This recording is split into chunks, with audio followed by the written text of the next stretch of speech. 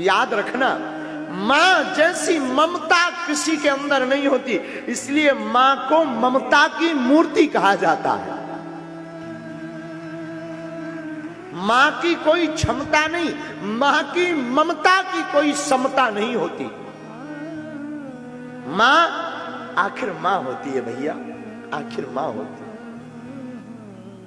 इसलिए हम निवेदन करेंगे, आज की कथा में जितनी बहनें बैठी हैं, मेरे भैया जितने बैठे हैं, भैया बेटा आप दुनिया को दुखी कर देना, पर स्वप्न में भी अपने मां और बाप को दुखी मत करना।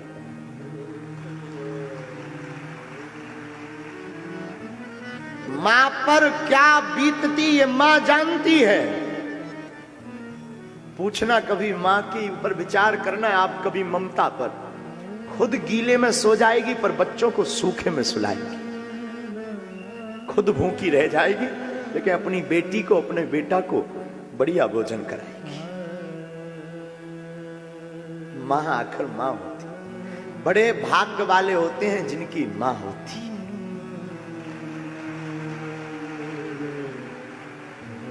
मां कोई साधारण मूर्ति नहीं, मां भैया इस धरती के माता पिता भगवान हैं।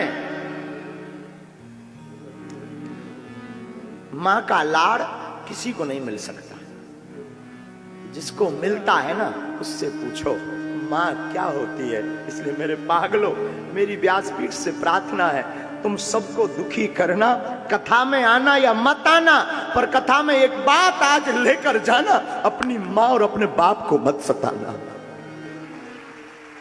सबसे बड़ी पूजा यही है, सबसे बड़ी कथा यही है। बेटा गाली बक दे, उठ पटांग बोल दे, बेटी गाली बक दे, गलत चल दे, पिता नाराज हो जाएगा, पिता बात नहीं करेगा, लेकिन मां चुपके से भोजन दे देगी। ले तू खा, तू चिंता मत कर, हम तेरे पिता को समझाएंगे, तू भोजन कर।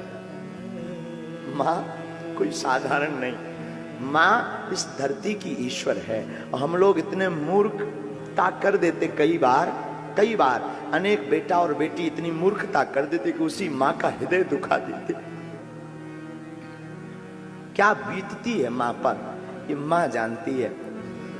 2 मिनट के लिए बेटा या बेटी लेट हो जाए, मां पहाड़ उठा लेती सिर पर, परेशान हो जाती, पूरे घर को आगे कर देती। हमें याद है, हम एक वाकया बहुत बार बोले हैं। किसी शहर में हमारी कथा थी, तो वहां पर हम एक वृद्धाश्रम मिलने गए। एक दिन वृद्धाश्रम गए ना, वहां बूढ़ी माँ और बूढ़े पिता रहते थे वृद्धाश्रम में।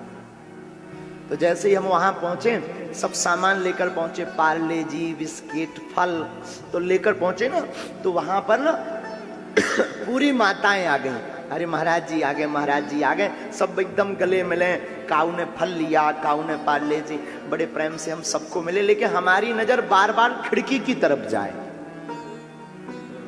वहां पर एक बूढ़ी माँ, बूढ़े पिताजी खिड़की से बार बार बाहर की तरफ झांक रहे थे। हम चौंक गए। हमारे आने का उन्हें कोई मतलब भी नहीं, उन्होंने देखा तो है एक बार हमारी तरफ, लेकिन उन्हें कोई मतलब नहीं कि हम क्या कर रहे, क्या बांट रहे, पैसा बांट रहे, क्या बांट रहे, कोई मतलब नहीं। हम चौंक गए। बहुत देर जब हो गई ना, तो हमने 2-3 जो माताएं थी उनसे पूछा, माँ ये दोनों लोग, ये दादाजी और माताजी वहां खिड़की में क्या झांक रहे हैं, और ये तब से आ क्यों नहीं रहे, बैठ क्यों नहीं रहे? बोले महाराज वो अभी नहीं बैठेंगे, अभी नहीं आएंगे। हम चौंक गए। हमने कहा क्यों माँ? तो एक बूढ़ी माँ बोली, महाराज दरअसल जिस खिड़की से झांक रहे ना, उस खिड़की से उन्हें अपने बेटे का मकान दिखाई देता है।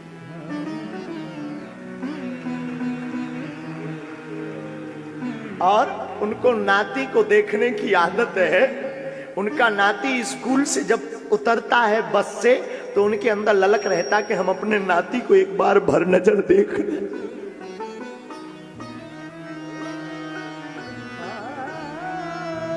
हमारा हृदय पसीज गया।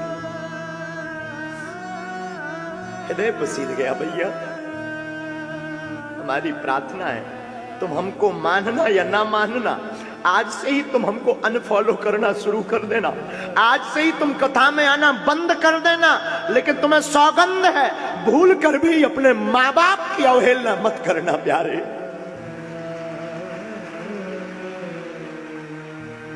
माँ बाप इस धरती के ईश्वर हैं, माँ बाप से बड़ा कुछ नहीं।